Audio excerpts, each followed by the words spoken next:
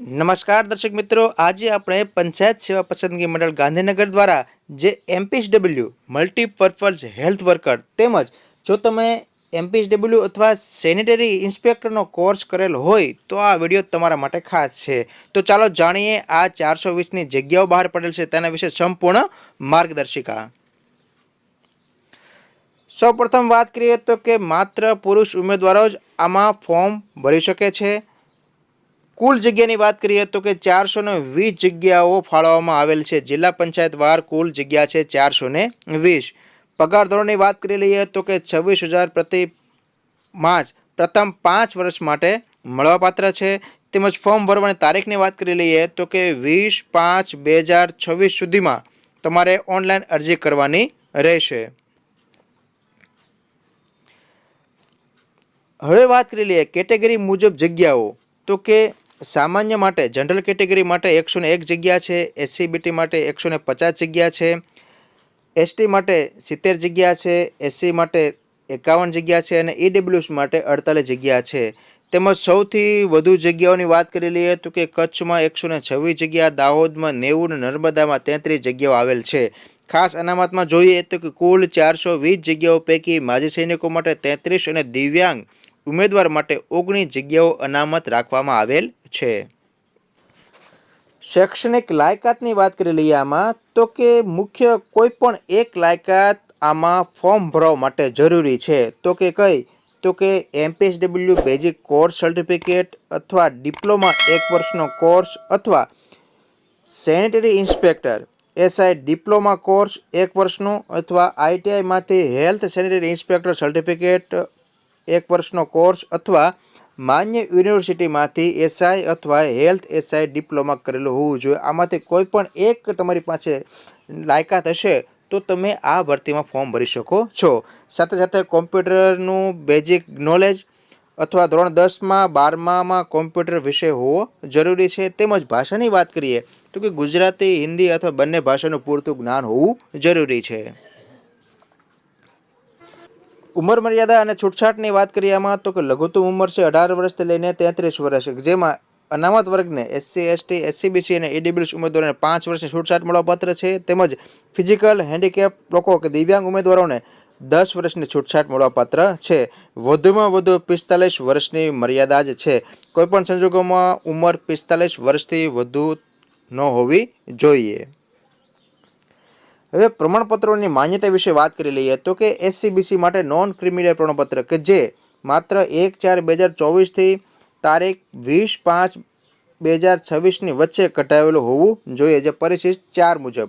તેમજ ઈડબ્લ્યુએસ વાળા માટે આર્થિક રીતે નબળા વર્ગનું પ્રમાણપત્ર કે જે તારીખ 21/5/2023 થી 20/5/2026ની વચ્ચે મેળવેલું હોવું જોઈએ, જે 3 વર્ષની માન્યતા મુજબ.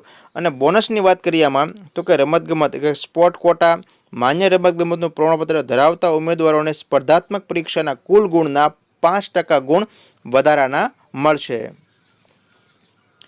હવે ઓનલાઈન અરજી અને તેની ફીની વાત કરીએ તો કે ઓનલાઈન અરજી ફોર્મ ભર્યા બાદ તમારે સામાન્ય એટલે કે જનરલ કેટેગરી ઉમેદવારોએ ₹100 ઓનલાઈન ફી ભરવાની રહેશે. જેમજ અનામત વર્ગના ઉમેદવારોએ કોઈ ફી ભરવાની રહેશે નહીં. અરજી રદ થવાથી બચવા માટેના ખાસ સૂચનાઓ એ છે કે એક ઉમેદવાર એક જ અરજી એટલે કે જો એક કરતાં વધુ અરજી કરી હશે તો સૌથી છેલ્લી કન્ફર્મ થયેલી અને ફી ભરેલી એક જ અરજી માન્ય રહેશે. બાકીની બધી અરજી રદ થશે. અને ફોટો અને સહીના નિયમોની વાત કરી લઈએ તો કે ફોટો અને સહી 15 KBમાં જ અપલોડ કરવાના રહેશે. ઓનલાઈન અપલોડ કરેલ તાજેતરના ફોટાની 4 થી 5 પ્રિન્ટ કઢાવીને સાચવી રાખવી. જે પરીક્ષા અને ડોક્યુમેન્ટ વેરિફિકેશન સમયે આ જ ફોટો રજૂ કરવો ફરજિયાત છે. હવે સ્પર્ધાત્મક પરીક્ષાના અભ્યાસક્રમની વાત કરી લઈએ કે જેમાં CRBT અથવા OMR પદ્ધતિથી યોજાનો છે. તો એમાં 100 ગુણ જગ્યાને લગતી કામગીરી અને શૈક્ષણિક લાયકાત મુજબનું ટેકનિકલ જ્ઞાન જે ગુજરાતી માધ્યમમાં રહેશે ને 100 ગુણનું પૂછવામાં આવશે. ત્યારબાદ જોઈએ તો કે 35 ગુણની અંદર સામાન્ય જ્ઞાન અને વર્તમાન પ્રવાહો, 25 ગુણમાં સામાન્ય ગણિત અને તાર્કિક કસોટી અને ડેટા ઇન્ટરપ્રિટેશન, તેમજ 20 ગુણ ગુજરાતી વ્યાકરણ, 20 ગુણ અંગ્રેજી ભાષા અને તેનું ગ્રામર પૂછવામાં આવશે.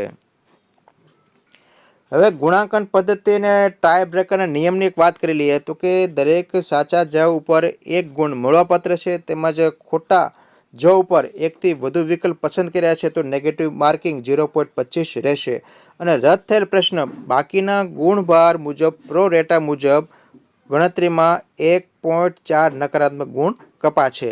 અને જો બે ઉમેદવારોના સમાન ગુણ થાય તો મેરિટ કેવી રીતે નક્કી કરવું તો કે પગથિયું 1 જોઈએ તો કે ઉંમર, વધુ ઉંમરવાળા ઉમેદવારને પ્રાધાન્ય આપવામાં આવશે. ત્યારબાદ બીજી વાત કરીએ તો જો ઉંમર પણ સમાન હોય તો શૈક્ષણિક લાયકાતના મેરિટ મુજબ પ્રાધાન્ય અપાશે. હવે પસંદગી પ્રક્રિયા જોઈ લઈએ તો કે સૌપ્રથમ તમારે ઓનલાઈન અરજી કરવાની રહેશે અને અરજી કન્ફર્મ થયા બાદ ઓબ્જેક્ટિવ પરીક્ષા આવશે, જે 200 ગુણની પરીક્ષા છે. તે પરીક્ષા તમારે આપવાની રહેશે અને પરીક્ષા આપ્યા બાદ તેની પ્રોવિઝનલ મેરિટ લિસ્ટ બહાર પડશે કે જેમાં કટ ઓફ માર્ક સાથેનું લિસ્ટ તૈયાર થશે અને લિસ્ટ બાદ ડોક્યુમેન્ટ વેરિફિકેશન કે શૈક્ષણિક લાયકાત, જાતિ અને અસલ પ્રમાણપત્રોની સઘન ચકાસણી થયા બાદ અંતિમ પસંદગી ફાઇનલ મેરિટ આધારે ઓનલાઈન જિલ્લા ફાળવણી અને 5 વર્ષ માટે નિમણૂક પત્ર તમને મળી જશે.